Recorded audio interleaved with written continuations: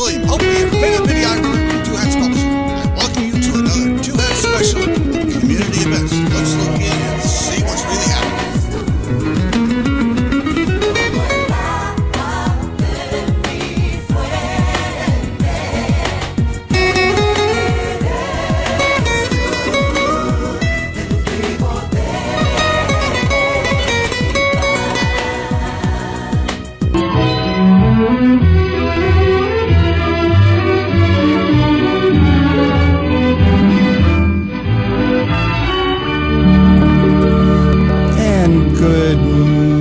Or afternoon, and welcome to Lambda Weekly. And you would like it higher, Lerone? Down. Oh, down. Way too high. Okay. I'm Dave Taffet. I'm here in the studio with Lerone Landis, who is complaining about his headset, but for the first time that it's too loud, not too low. And the late Patti Fink, who is actually on time. And our guests today are Leslie and Katie McMurray. They are known as the transgender terrorists, or as I know them, the two really ordinary people. Welcome. Thank you. Thank you. Leslie, you were doing what today? Coming here. No, but you're... Yesterday was I was with the National Association of Athletic Trainers, who are meeting here in Irving. And Katie, you were out in the yard scooping dog poop? Yes. Okay, good. See, they're just they're dangerous people who live in the suburbs, and yeah. We're to be reckoned with. Yeah, and you're to be reckoned with. And I got lots of crap to give. I'm sure you do. Especially after yesterday. One of the reasons that we wanted you on, we talked about it a little bit last week, but, you know, coming from us is one thing, it could affect you. The Department of Health and Human Services opened a new office or department, is it? It's more like an office. Okay. It's the Office of Conscience and Religious Freedom. It comes under the Civil Rights Division, and this is the first time a civil rights office is going to deny rights to people. So explain what this office is there for. Well, we don't know what it's... Well, yeah, we do. We do. It's there as political payback. What is this office going to do? It falls under the Department of Pandering to his base, I think is what it falls under. And that's what I'm saying, but well, what can this do? Because it's dangerous. It kind of dovetails with changing their interpretation of Title VII and Title IX earlier in the year, protecting transgender kids in schools. There was a Dear Colleague letter that was written back in like May of 2016 from the Department of Education and Justice that was interpreting Title VII and Title IX to apply to transgender people or gender identity. And that was like making it this close to having real legal protections for us. The Trump administration, one of the first things they did was to rescind that guidance to where there now is no legal protection. This now sort of falls behind this lawsuit that was filed by Ken Paxton like on New Year's Eve of 2016 that would allow doctors to deny care to transgender individuals or women who've had an abortion. This now makes it nationwide. So it's just issuing guidance and interpretation to say that it will protect the conscience of a doctor who wants to be a bigot. And the biggest problem I have with this is the silence from the American Medical Association, who has not yet stepped up and said, no, this is abhorrent. This runs against everything we believe in. We would never deny care to an individual because of our religious beliefs. The Hippocratic Oath supersedes that. Well, what if the person comes from an asshole country? Yeah, well, even if. What if they come from that country. But you know what? What if they have a different religion than you? Yeah, even if. Yeah, but what if they have a different sexual orientation than you, or gender identity? Human beings, and we all deserve, basic medical care. And I don't think that very many doctors are going to deny care. Some might.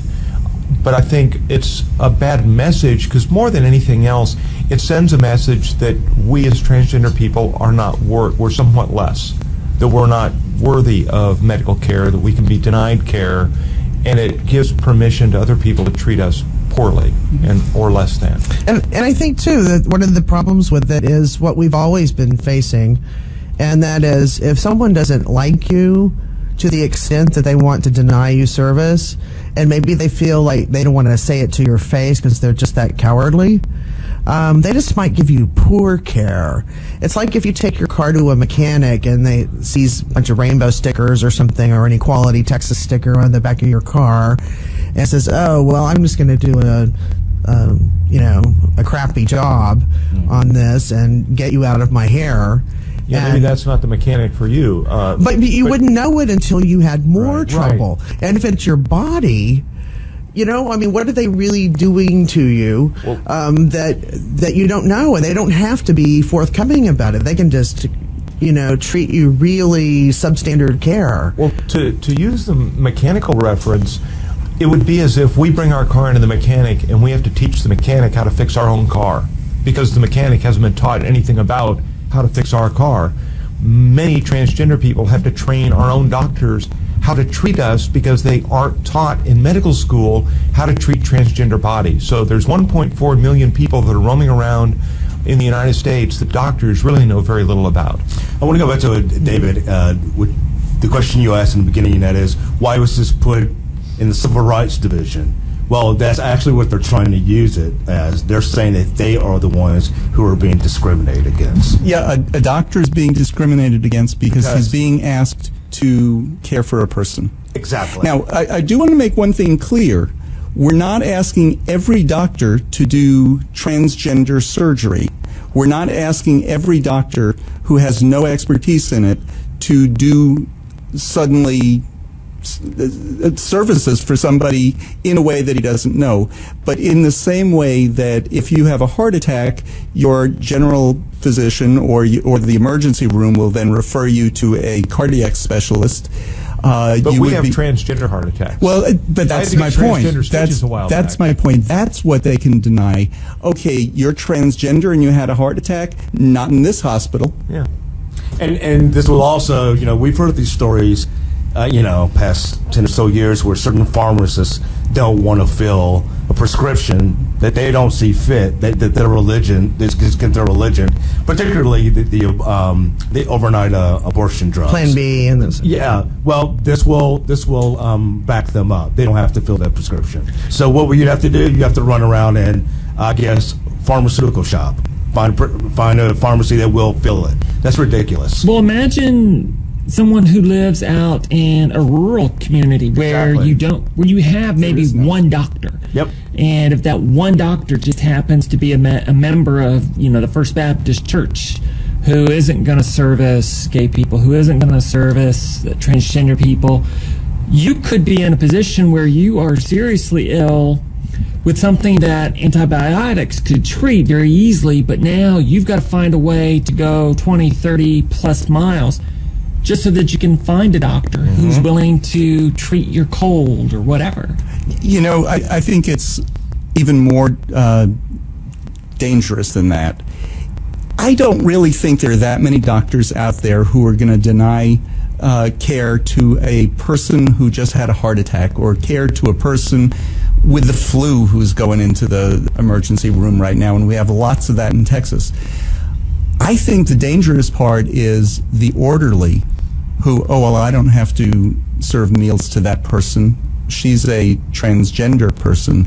I don't have to serve meals to that person. She had an abortion. And that's one of the things on this. If they don't like your past, and certain things are on a medical record, it might just be there. So it's an orderly. It's the person checking you into the hospital. It's the person who's, just doing some peripheral care even. That's important. It's a nurse who's, giving you medication in a hospital. Yeah. What's scary to me, though, is that there's no provision for emergency services. So that, how the hell are we supposed to know when you have your transgender heart attack that the EMS person who's coming to pick you up isn't even going to help put you in the ambulance? Right. Because, they've made up their own minds that they're not going to treat. You have no protection against that. And so they say, well, we have an Office of Civil Rights because how dare you present to me as a patient with whatever you may have? How dare you? What else is kind of disturbing is the perversion of the Bible. Because here's this book that basically preaches love and tolerance and kindness and the golden rule and all these wonderful things and benevolence. and it's being perverted and used to hurt people and deny care to other people because they disagree with those other people. Okay, I That's want to not know what that book is about. I want to know what religion it is that says it's okay for their doctors not to treat certain people. Now, I get that it's okay for doctors who don't want to do abortions to not do abortions, but those same doctors who want to do heart surgery will do heart surgery. And those same doctors who want to do, anything else, they'll go into that specialty. Well, I think it's the same hypocrisy of those that call themselves pro-life. They're pro-life until the baby's born and then say, well, we're not going to provide welfare and free care to that mother and child. Let them starve. How in the world is that pro-life? How is denying care to a transgender person and putting their lives in jeopardy, how is that pro-life? So if you call yourself pro-life, yet you support this particular reduction in civil rights that the Trump administration is doing, then you're a hypocrite because you're not pro-life. Well, they're not pro-life. They're pro-birth. They want you to have that baby, but they're not going to make sure you have a healthy baby because they're not interested in prenatal care either. So they don't care if the baby is born with some horrific disease that could have been prevented with proper prenatal care. They don't care about that. They just want you to be born. They just want once the baby you're here, to pop you're out. on your own. And then once you're here, then we don't care if you die as an infant because of malnutrition. We don't care if you get properly educated so you can further society. They don't care about any of those things. And we talked about, or last week we talked about this. We talked about the idea that may not happen in a big metropolis area like Dallas-Fort Worth. Don't count on it. But I wouldn't count on that. We're talking about some extreme situations, like if you have a heart attack. But what if you just need a new doctor? You go and you interview a new doctor. I want to make it real clear. The week Brian died, I had contacts with the hospital he went to, and then when I passed out at the funeral, the hospital I went to, night and day. The treatment was night and day. I believe it. The county hospital is the one who the first person I saw was a doctor, and the second person I saw was a really caring pastor. He was a chaplain, a hospital chaplain, and all he was concerned with, he knew I was gay, he knew that we were married, he knew that I had just lost my husband, he knew that I was Jewish, and all he wanted to know was that I was okay. It was such sweet, loving care that I got at Parkland and that Brian got at Parkland, and they worked on him long after he was gone. Another hospital that I won't name on the air, but it has a religious affiliation. The first person I saw was the doctor, and the second person after I was put on a heart monitor that I saw was the billing specialist. So the religious hospital never sent anybody to see how I was doing, since I had come there from a funeral for my husband. So, don't count on local hospitals. I wouldn't either. Where I work, I get most of the calls from transgender people that have questions. They end up at my desk. The number one question I get, anyone want to guess? Number one is, do you know a trans-friendly doctor?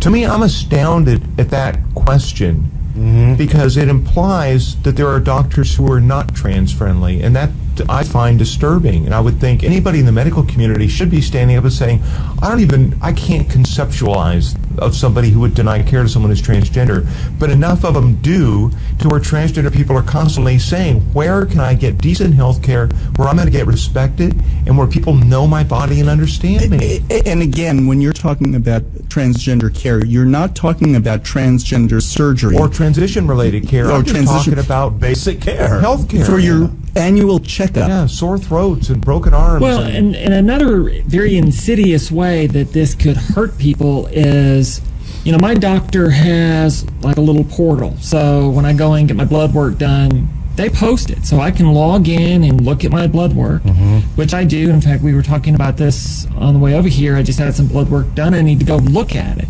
Because if there are values that are off, and, if the doctor doesn't really want to be treating you and doesn't tell you, some of these markers could be indications of problems to come. And A friend of mine is going through a situation right now where blood work for the last several years had been off, and nothing had been done to, the patient didn't know anything about it until now. The doctors are kind of freaking out, going, holy crap, this is really bad. And it's like, well, wait a minute, these indications had been there for several years. Why am I just now hearing about this? So a doctor who doesn't want to treat someone may order the blood work and then just stick it in a file, never look at it. And so suddenly a preventable situation now becomes a dire situation just in the span of a couple of years because, oh, by the way, your cardiac enzymes have been going through the roof, and it's been that way for a couple of years. You're a ticking time bomb is what you are. You know, you're probably going to die next week. That's the whole thing about the taking your car to a mechanic and they just do shoddy work. Right. You know, that's the biggest fear I have is that. We have to teach your mechanics. Yeah, is that not only that, but a malicious person who wants to exercise their right, their license to discriminate, may lash out at people in that way. And Passive-aggressive style. How would we ever know? Yeah. You know, and that's what's disturbing to me. And I know after the break, I want to talk about what we can do about it. Yeah, I want to. Okay. Go ahead. No, go ahead. Okay, let's take our break. You're listening to Lambda Weekly on 89.3 Knon FM. I'm Dave Taffet here in the studio with the late Patti Fink and Lerone Landis. Our guests are Katie and Leslie McMurray. I just like that name for you. That's what we call ourselves. It's the itchy and scratchy show. Sprinkle Murray. That's how we roll. McSprinkle Murray. We will be back with Sounds more. Jewish. Yeah, especially the Mick part. We'll be back with more Lambda Weekly right after this. This is Jason Wright from Dallas, and I listen to Lambda Weekly 89.3. And welcome back to Lambda Weekly. I'm Dave Taffet here in the studio with Lerone Landis and the late Patti Fink. We're talking about transgender issues with the transgender terrorist couple. But we've been talking about this new Department of Conscience and Religious Freedom that is in the Civil Rights Division of the Health and Human Services Department. The United States federal government. The federal government. Yeah. So this affects Unreal. everybody. Absolutely and unreal. It allows medical professionals to, and that includes everything from orderlies to the secretary at the front desk at a hospital to your doctor and nurse. Paramedic picking you up. To the paramedics picking you up. The whole gamut. To not provide medical care to you because of who you are. Now, you always talk about unintended consequences, Leslie. Okay, so I'm gay and I'm a doctor. I don't want to treat that person who goes to First Baptist Church. Oh, no, Is you that can't okay? do that. No, you cannot discriminate against someone because of their religion. Yeah, but his religion is anti First Baptist Church. Well, if that's the particular religion, then your religion isn't important because we don't have Right. freedom of religion. We have freedom of Christian religion. So we can ban Muslims from coming in. That's okay. The fact that they believe that makes them wait at the border. Being a Christian, you can't discriminate against them because they're specially protected. That's what this is. It's the Department of Christian Discrimination. Right. You know, and I'm hoping and thinking, okay, these are doctors. They're more intelligent than that, aren't they? Patty's looking at me. She works in the medical field. Hey, I went to Baylor with Rand Paul, and he's a doctor. I'm just thinking. Well, you know, one of the most hateful human beings on the planet here in the state of Texas is a doctor, little Mr. Hotze. Stephen Hotze. I mean, one of the single most hateful human beings on the planet, and he's a doctor. Explain who he is. Stephen Hotze is he's the founder of the Conservatives of Texas group, and he is, like I said, he's one of the most hateful human beings on the planet. Dan Patrick's lapdog. He's a huge backer of Dan Patrick, and He worked against Anise Parker in each of her elections, and the only thing he had against her was that she was lesbian. And he sent out mailers. He did robocalling. And he was behind the repeal of HERO. And he was behind that repeal of the Houston Equal Rights Amendment. And the then lessening of marriage rights. when Plano passed their marriage, not their marriage, their equal rights ordinance. Semi-equal rights. But still, when some of the church groups up in Plano or near Plano wanted to repeal that, they couldn't find anybody in Dallas who was an anti-LGBT organizer. So they had to go to Houston, and they brought in Stephen Hotze to organize it. He did everything illegally. He didn't turn in valid petitions. They were all thrown out, and that was the end of him up here. But you're right, he's a doctor.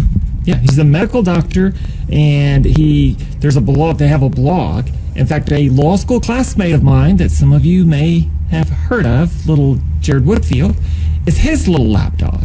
And his little lapdog's getting sued. Yeah. And explain who he is, because not everybody keeps up with Jared Woodfield is an attorney in Houston, a law school classmate of mine, unfortunately. And he was the one who filed the lawsuit and got the Texas Supreme Court, because initially when they filed their protest against Hero down in Houston, it was thrown out because they didn't have valid signatures. And the Texas Supreme Court said, we don't care. And forced them to put it on the ballot, even though they had not followed the law. And he was one of the architects of the no men and women's bathrooms. He's pretty much sold his soul. He's tried to be the state GOP party chair 3 or 4 times. And failed miserably every time. He was, I think, at one time, the GOP chair for Harris County. So, unfortunately, another doctor. Ben Carson's a doctor. Do you know somebody who works in Eddie Bernice Johnson's office? Somebody who works in Eddie Bernice Johnson's office went to, I think, not law school. He didn't go to medical school. I think college with him, and they've remained sort of friends. As a doctor, apparently, he swears by this. He's a brilliant doctor. He's a brilliant surgeon. And he is not a surgeon who would have turned somebody away. That's not something he would have done. Let's hope not. Yeah. Let's hope not. He just doesn't read newspapers or exactly. anything. Well, I I think that's true with a lot of doctors. Not that they don't read newspapers, but they're so focused on their medical profession that they don't have a whole broad understanding of what else is out there in the world. I know a number of doctors who are like that. But those doctors would never turn away a patient, period. Yeah.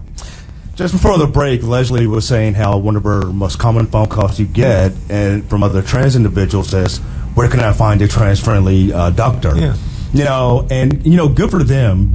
I tell a story all the time of how, when I was first enrolling my kid into school, we went to talk to the principal and the teachers. We shouldn't have to do that, but there's a lot of things we shouldn't have to do. Yeah. You got to be proactive, whether this new department was created or not. We got to be proactive and, cover our own butts.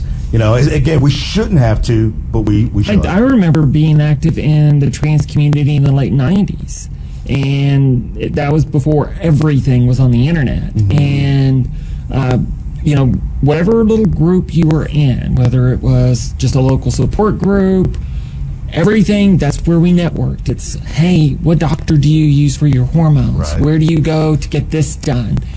And we talked to each other because there wasn't a real good way of finding out, and there was always some brave one who would go try a doctor and say, yeah, stay away from this idiot, but go to this one. And so that's been part of the trans community for over 20 years because it's been a problem for more than that. But who wants to be the guinea pig? Yeah. A story was referred to me, and we never were able to follow up on it, but he said he went to a doctor somewhere up around North Park. He wanted to get on PrEP. PrEP is the medication that you take. Yeah, it's a medication that you take that prevents transmission of Truvada, HIV. Yeah. It's Truvada, which is one of the AIDS drugs. His doctor said to him, PrEP doesn't work. I'm not going to prescribe it to you, and I don't want you coming here anymore. He fired his own patient? He fired a patient. That's a rarity. Usually a physician will only fire a patient, and it does occur, if there has been something fraudulent between the patient has defrauded the physician or something, or most typically it's no-shows. They make appointments, they never show up, and they block that time in a busy day for somebody, and if you no-show, it's a big deal. And if you do it X amount of times, they say, don't come here anymore. You never show up anyway. Find another doctor who will put up with your no-shows. And that's usually the only reason why a physician would fire a patient. Another reasonable way to do it is, I don't know anything about this. Let me refer you to a doctor who can probably help you better. That's completely different. Yes. And it gets the same result. And it doesn't get that doctor talked about on the air as being somebody who needs to be reprimanded by the medical board.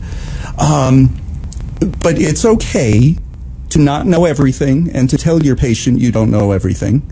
PrEP has been proven to be effective if you take it as indicated. A lot of the cases that have been thrown out where somebody did seroconvert, they went on it, they went off of it, they went on it, they went off of it. That's not taking it the right way. People who take it and follow through as indicated, it's something like 90% effective. Well, 90% is better than 0%. But it's okay to say, I'm not an HIV specialist. I don't know these drugs. I can prescribe it to you, but I won't know what to look for, what to test for. Go to a doctor who knows those things. Here's a couple of names for you. That's fair. That's reasonable. That's a doctor saying, we're not a good match. I'm not throwing you out, but we're not a good match, and that's okay. But that's not really religious-based. I mean, when we look... It probably was. It could be. But there was a law passed in Texas this last legislative session that allows, because they're doing such a crappy job taking care of CPS, Child Protective Services in the state, that they want to outsource the adoption and placement of foster kids in this state. And so they made accommodations for religious-based organizations around the state to provide those services in lieu of CPS. Yeah, that was that Catholic Charities bill. Right. Some religious organizations got state money beforehand because they didn't discriminate. Right. Jewish Family Services was happy to help whoever walked in the door. But it is as a kind of a carrot for these organizations to participate, so that they will step in and help alleviate the situation at CPS.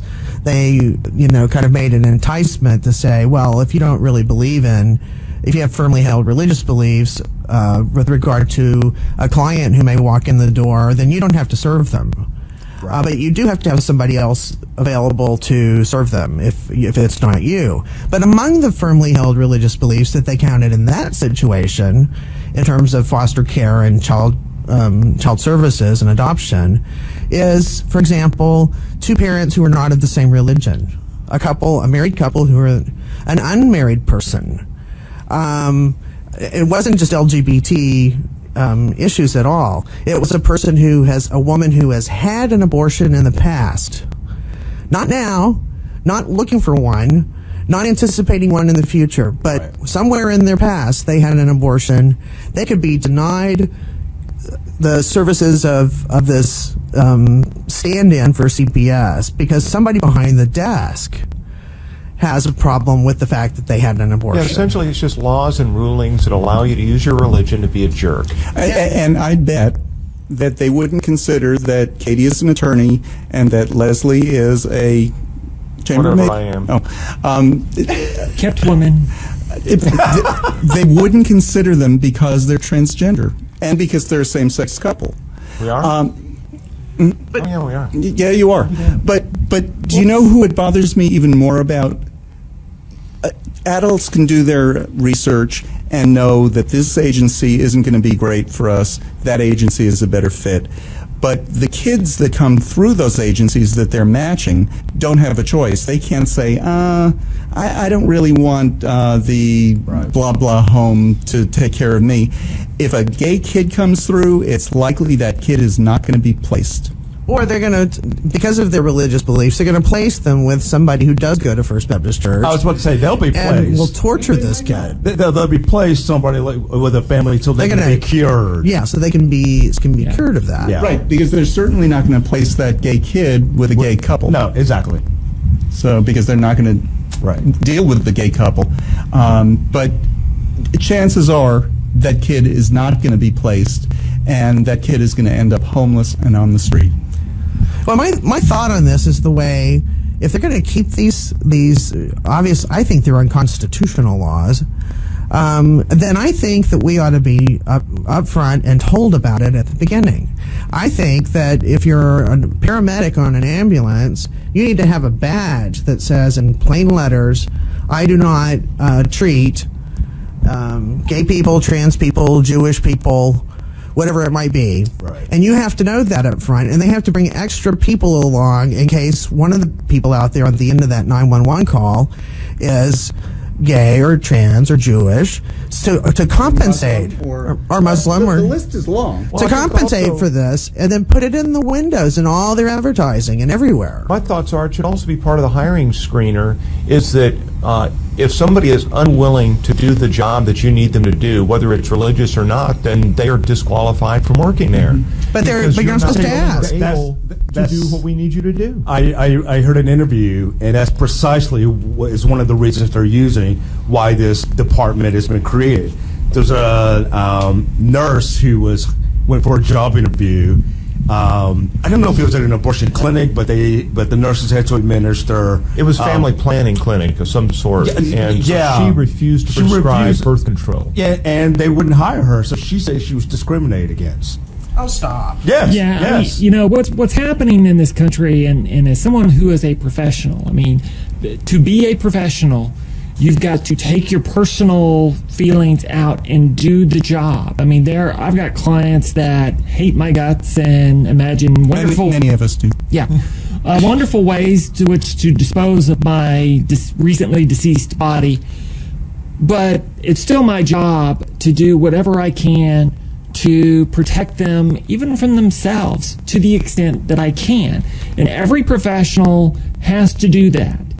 And how many times have you referred somebody to somebody else because you just knew you couldn't relate to that person, you couldn't help that person, and you knew there was somebody else who could do a better job? Oh, you know what? Did it twice on Friday. Yeah, exactly. So there's nothing wrong with referring somebody. There is something wrong with taking kids into a foster agency that isn't going to place them, or is going to place them with somebody who's going to kill them, abuse them. But there is something wrong with why are you applying for a job that you don't want to do? Period. Yeah, and you want to be hired so that you cannot do your job. Exactly. If you don't want to be a pharmacist that fills every prescription that comes through, then why do you want to be a pharmacist? Period. Yeah. It's really that simple. Why do you want to take a job saving lives if you don't really want to save lives? Exactly. It's really not that complicated. Well, maybe they just want to save Christian lives. Have you ever thought about that? Yeah. Well, I think that's probably calling. it. Okay, wait. But not all Christian lives. I was looking up for some transgender news, and I was looking up, what I was looking for is, what religion is it that says to its doctors, it's okay to basically not provide service and possibly kill this person? What religion is it? Well, okay, this one's in England, but evangelicals have slammed the Church of England after it set out the case for welcoming transgender people. The church recently voiced its support for trans people, saying it welcomes and encourages the unconditional affirmation of trans people equally with all people within the church, the body of Christ, and rejoices in the diversity of that one body into which all Christians have been baptized by one Spirit. Well, that's new. Yeah, this is this week's news. Yeah, the Anglican Church has been behind, the Episcopal Church is connected, and there's actually been a number of Episcopal dioceses that have been sanctioned because of their support for the LGBT community. So that is a huge step for the Church of England to go through. because they've been the one issuing the sanctions. But the news is that they're even, somebody from a fringe group calls me with, well, I think that's terrible, but it's just saying they're welcoming everybody. They're a church. That's what churches do. Yeah, they're supposed to anyway. Supposed to. Yeah. I mean, there are plenty of churches here that will do that, but there are just as many, like, let me put it this way. Church that won't. It's my definition of what a church is, that they welcome people. Yes. Now, they might have certain requirements, like if you walk into a conservative or Orthodox synagogue, you have to put on a kippah. On a Saturday morning service, you would have to wear a talit. Doesn't matter whether you're whether you're Jewish or not, but you're welcome to come. You go to a Muslim prayer service, and there are certain things that you would do. You don't just walk in and start talking because I don't know what they're talking about. You're polite, and you follow what they want you to do.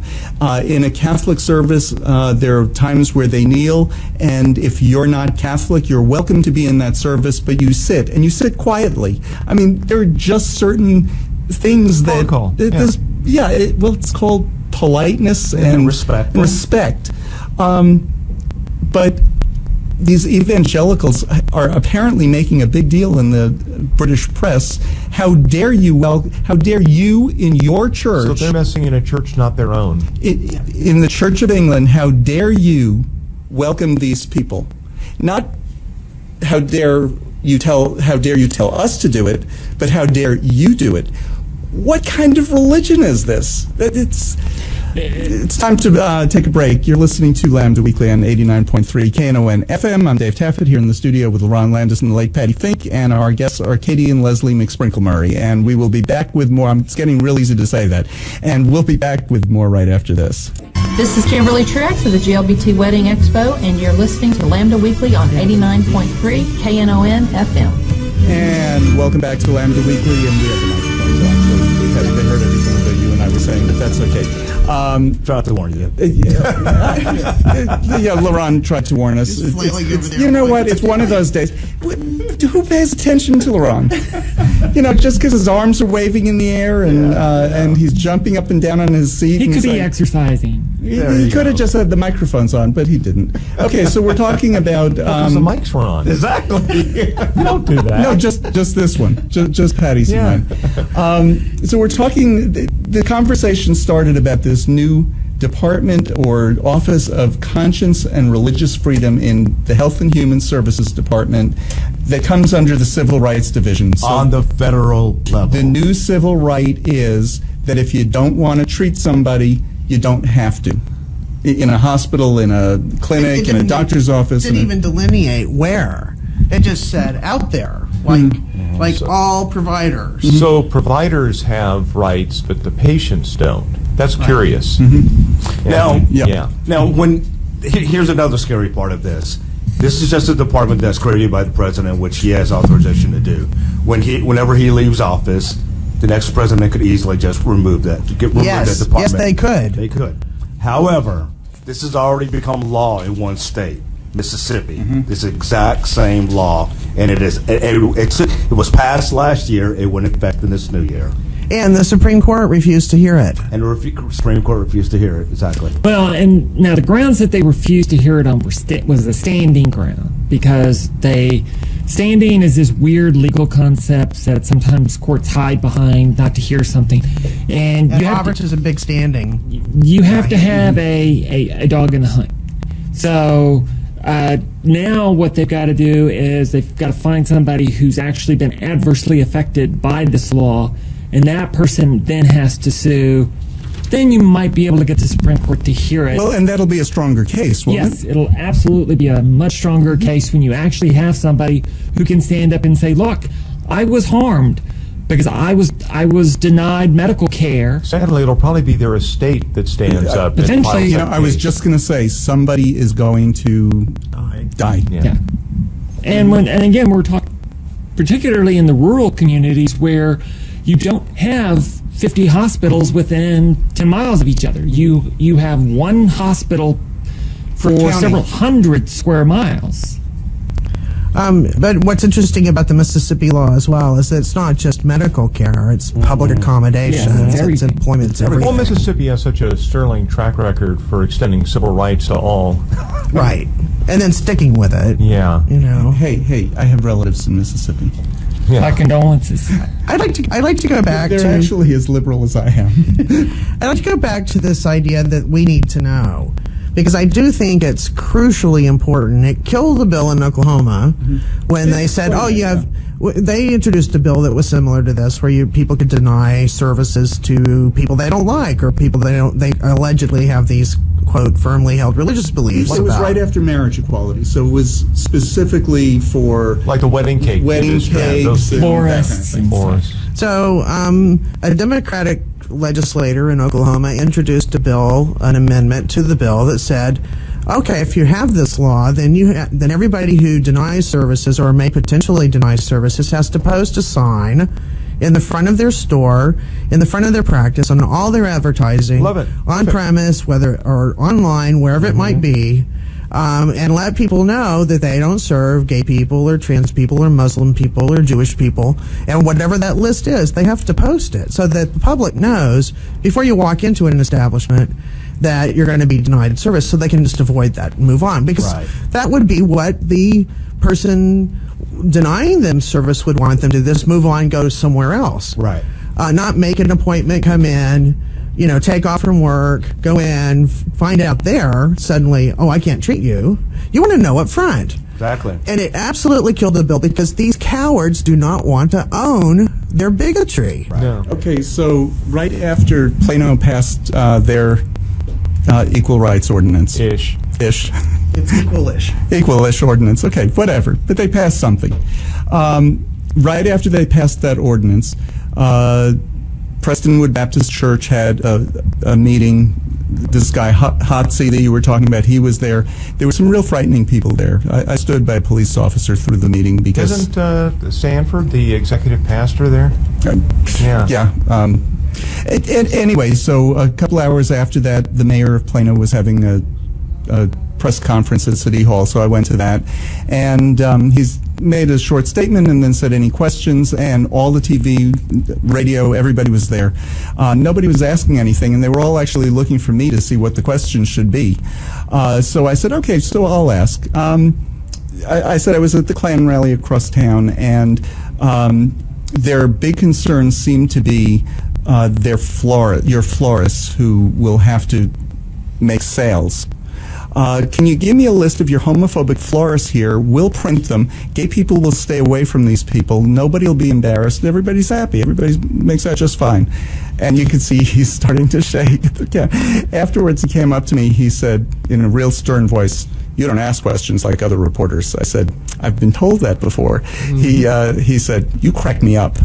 Well, I think we need some sort of guide, and I think that the LGBT community could spearhead that. Yeah. We could put together a guide of businesses and medical professionals across North Texas, and it could expand, and we could have a directory where you could look up and say, "Whoa, they don't treat people who are interracial." Or in an interracial relationship. Oh, look, they don't treat people who have had an abortion in the past. Or, and so we could have a concise go-to document. We could put it online. People could look up their healthcare providers and then make their decisions about who to go to. Well, what we could do is we could lobby Yelp to put it as a category so that Yes. we could just put it on Yelp. The network is already there. We just need to add the feature. Absolutely. Yep. We need to check that box and say, license to discriminate. Since they're such cowards about it, maybe we can call it the Yellow Pages. Oh, wait, that's already taken. Touche. We haven't talked much about the cake case. There's a case. There's been several of these cases actually, but for some reason this one has made it all the way to the Supreme Court, and it's about what we're just talking about. There's a cake baker who refused to do a wedding cake for a gay couple. And a lot of those cases were thrown out because the plaintiffs in the cases were just shams. They were people that the Stephen Hotze's of the world go and recruit to come in and so that they can file these lawsuits. Talk about not having standing, but yes. Yeah, but this guy, part of his argument is that he would make a cake, any cake for a gay couple, but not a wedding cake. Supposedly, there's some artistic. He'd also sell them cookies. Exactly. Sell them Yeah, cupcakes. But you know, if I get my birthday cake, is he part of my birthday? Exactly. Yeah. Is he like celebrating my birthday with me because I picked it up and drove it someplace He'll make you a else? cake. No, Right. Kroger You're okay is. with that. But you know, Oh, Kroger is. but, you know, a lot of people are kind of with David, and it's like, well, you know, we'll just go to another cake baker. But Patti and I are strongly against that. You know, I did a story about that on somebody who called me. He was from East Texas, and they wanted to have their wedding in some venue that was, you know, outdoorsy, nice. There was not a place within something like 50 miles of where he lived that would rent to him. I believe it. You know, it's interesting. And again, that's the problem you get with a lot of, in a large metropolitan area. The choice is there. I mean, okay, you don't want to do it, fine. I'll go to the one across the street. If Kroger doesn't want to do it, then, this place will do it. So there's always some place you can go. But when you're in the rural communities, and I've lived in a small town, there may be one place, and that's it. And then after that, you may get to drive an hour plus to get a cake or get flowers. There was a similar case that was upheld, and it's really interesting, but it was over someone who wanted a swastika on a cake. And the cake baker said, I'm not doing that. I will give you the dye and whatever else you need. I'll sell you the cake. I'll sell you everything you need to do that yourself, but I personally will not sell you something with a swastika on it. And they found that in favor of her, she was supported because she would sell the same thing to anyone regardless of religion or sexual orientation or gender identity or whatever. That was universal. She refused to put a swastika on anything for anyone because that was a design element.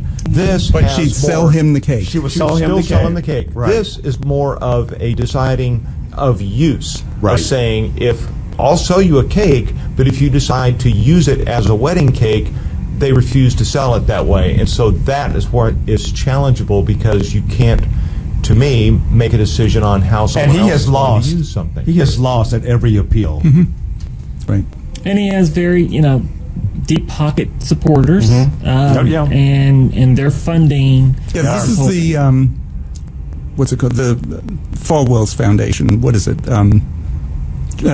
Hate for All Americans? Liberty University, or Liberty Institute. Liberty Institute, right? Yeah. Which grew out of. But what's important about this cake case? It is because not it's so about much cake. more about the cake. So much more about the cake. And if they win this, and frankly, I'm kind of afraid that they might. If you look at, I know that the standing issue, but there's another court issue that the Supreme Court decided not to take. And when they don't take cases, that means that it's whatever last standing stands up. But it could be also, now with those cases, for now, the previous case, the appellate level case stands. But it could be that the justices who refuse to hear these other cases have talked among themselves already because the Masterpiece Cake case has been heard, and they might be saying it's resolved in our opinion that we're going to be issuing. I think it's going to be a broad ruling. I don't think it's going to be about cake at all. Well, here's the deal. We've been through this as a country. Yeah. We went through this. We're still going through it with women, but we've been through this with race. Yeah.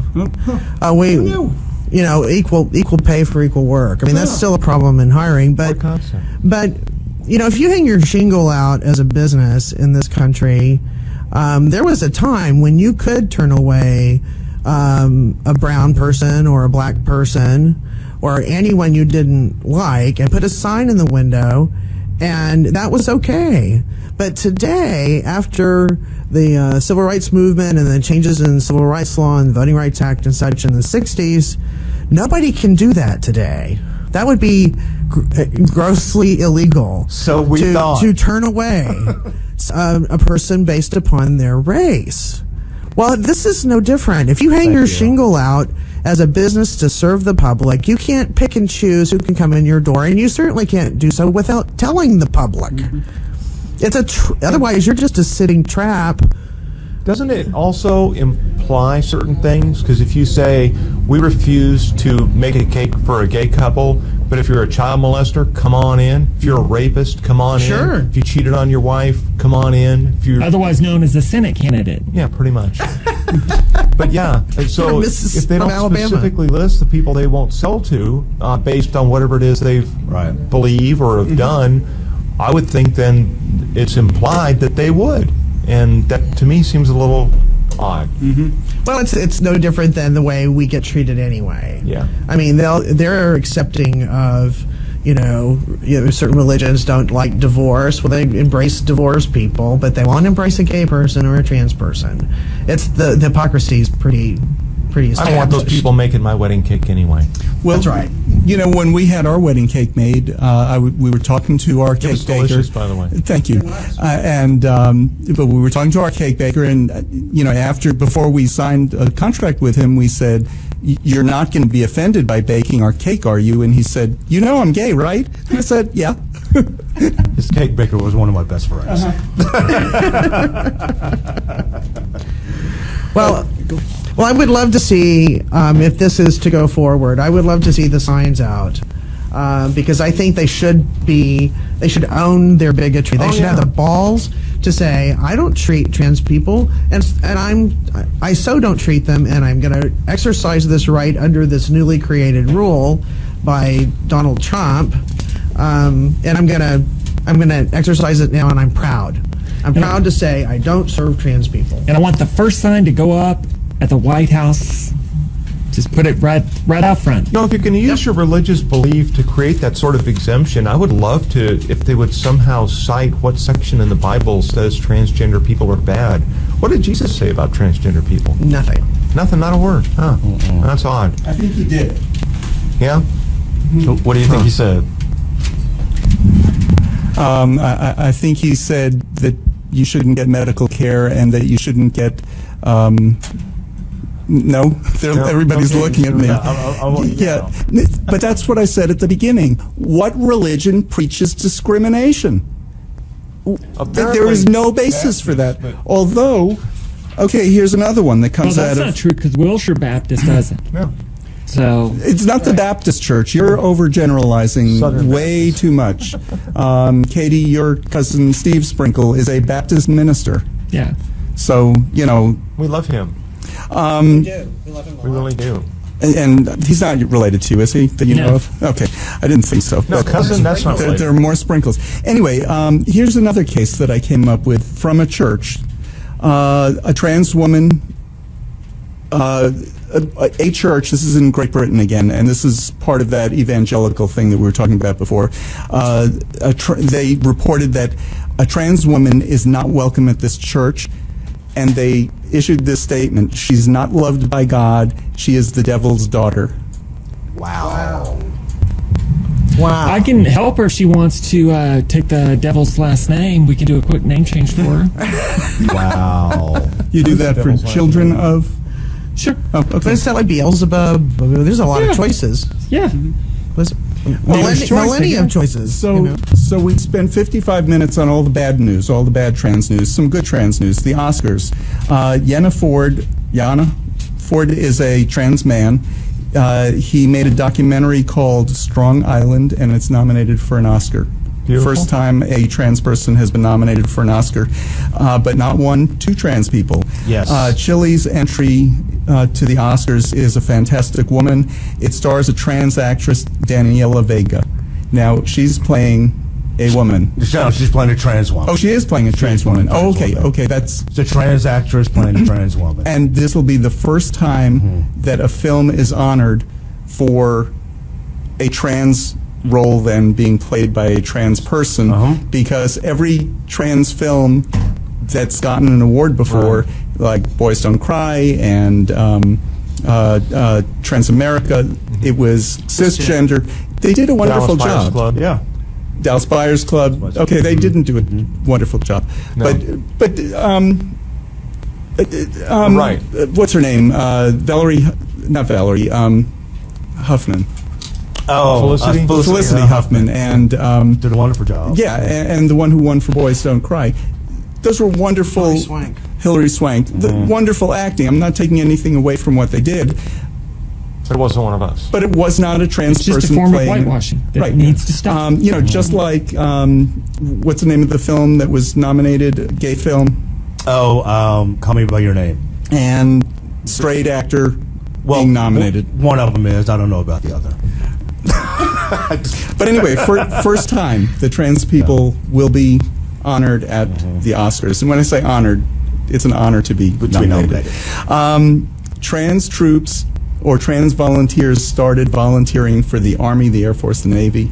I didn't see for all of the services, and it's possible they just didn't release the figures yet, but 8 trans people have volunteered for the Air Force and have been accepted. That's fabulous. Awesome. They've been serving for years and years and years. It's No, sad they that haven't. that's even No. news.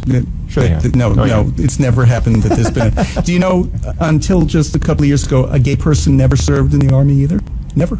Never. Ask, Wow. don't tell. Never. So what was Don't Ask, Don't Tell for then? Yeah, exactly. Yeah. Exactly. So that they Because there couldn't were get so counted. many. Hello? It's like my favorite story about that is when they went on a witch hunt back at the beginning of the Iraq War, and they fired a whole bunch of people, and they found, we don't have any Arabic translators anymore because a whole class of them were gay. Yep. So, but that's some of the good news. So, this is a big step back, but a couple of good things going on. The visibility of the Oscars, you say, it's just a movie. There's a lot of visibility there. No, there's an argument to be made that Will and Grace helped move a lot of people forward with regard to gay people. Sure. Yep. Sure. So, Absolutely. Have they ever had a trans person on Will and Grace? nothing I'm Not that I'm aware of. One other one that I found, where Laverne Cox is the first trans cover model for Cosmo in the February edition. Oh, Yes. beautiful. Go, girl. It's awesome. It's a silly thing. No. But it's a big thing. It's a big thing. It is a big thing. Yeah, I was hoping So- one day that it won't be news. Well, Wouldn't that be great? it's news because it's It never is. happened before. Yeah. Yeah, I remember in the 80s when it was a big deal for Cosmo to have a black woman, a cisgender black woman on the cover. So, yeah, that is a big deal. It says gender straight black. Yeah. Oh, it's after 2 o'clock. I'm sorry. The other show is standing here. For all of us here, Candy Markham will be our guest next week. This is William, hopefully your favorite videographer from Two Hats Publishing. I hope you enjoyed this video. If you like it, please leave comments below or like, follow, or subscribe to us and get notices of all our videos. We love it, even when you call.